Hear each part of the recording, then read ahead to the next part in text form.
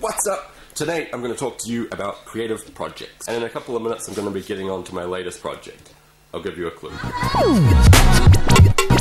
So I don't think I'm making stuff up when I say that I don't know what I would be doing with myself if I wasn't waking up to create.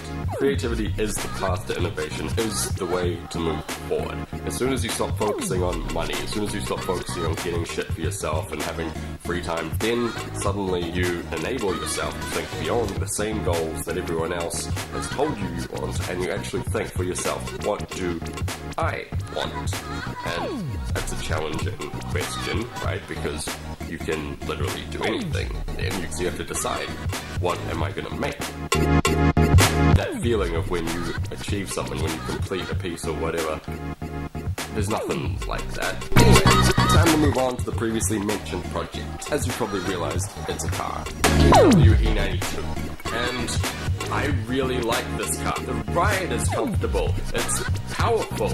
It looks amazing. It's super comfortable. It's got all the luxuries you need. The handling's amazing. It can drift. Plus it's sleek and nimble and doesn't use too much gas. I drive this thing every day. I've been camping in it. I've beaten Evos on the highway in it. It's almost a perfect all-rounder. Actually, that's unfair. It is a perfect all-rounder. But that's this car's problem.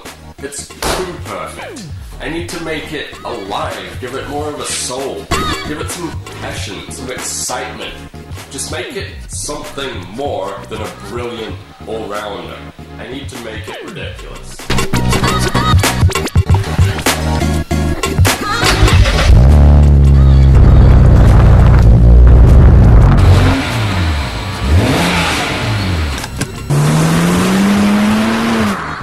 BMW has done a really good job, except for no limited slip dip.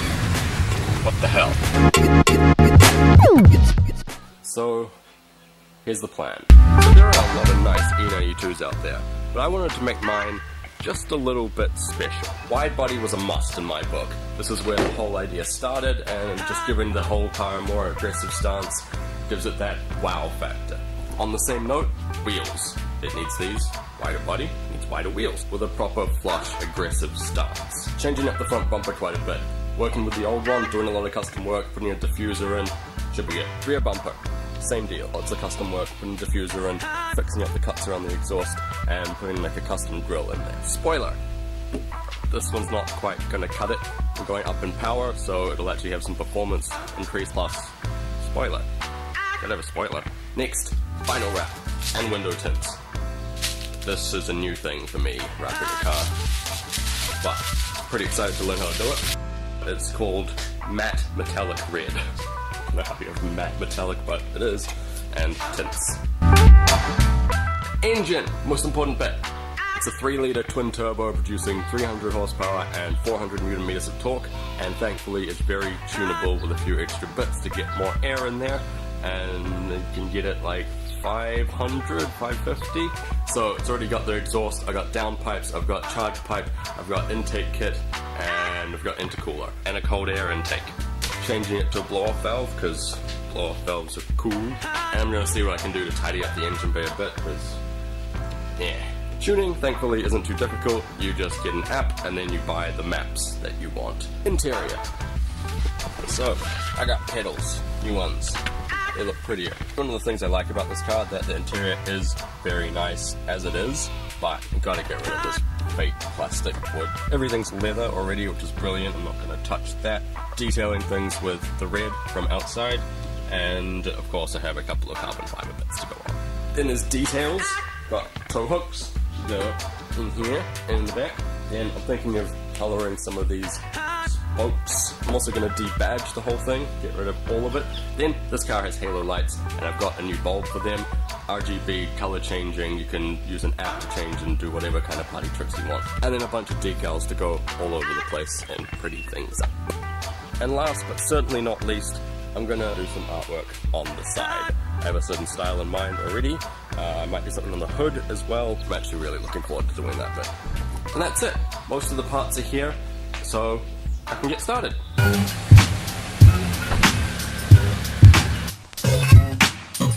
First up, getting this to fit somehow. I made a judgment call to get this kit because it was $2,500 cheaper than the next best one. And as you'd expect, it's not perfect. First, it's made for the M3. This isn't the M3, this is the 335. So there's some differences, like the indicator cut out. So I knew it would take some shaping to get to fit anyway. But some of these pieces have like warped in transport. Let me show you. Lined up at the bottom. Look at that! What the?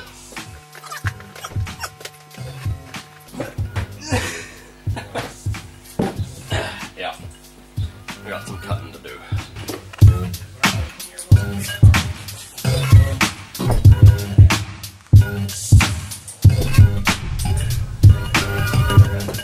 Alright, so the first thing I'm trying to figure out here is how far away the guard has to be from the car, and keeping that consistent, because if it's like 75mm down here and 80mm up here, then you're going to have a wonky thing, obviously, and the edge of this guard isn't exactly straight.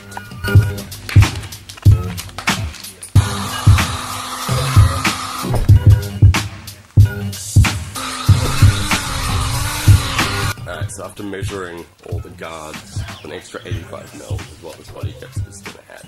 Now I want to check how hard it is to weld polyurethane, otherwise I'll find a way around it with glue and body filler.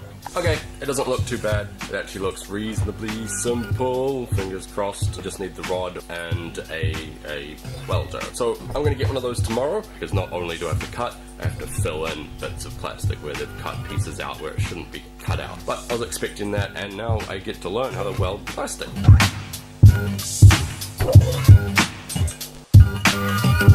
To be honest, I was kind of worried about how to actually fit it, because there's no lines to start from. All I can do is align like an edge with the body line, and then I figure if as long as I keep the edge of the lip parallel with the car, and then adjust the distancing out based on that, and then weld pieces in like here where they've got the angle just entirely wrong, then I should be good.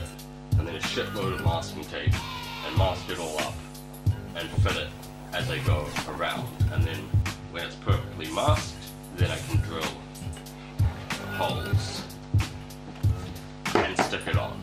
Okay, I'm good. And while I remember, it needs oil.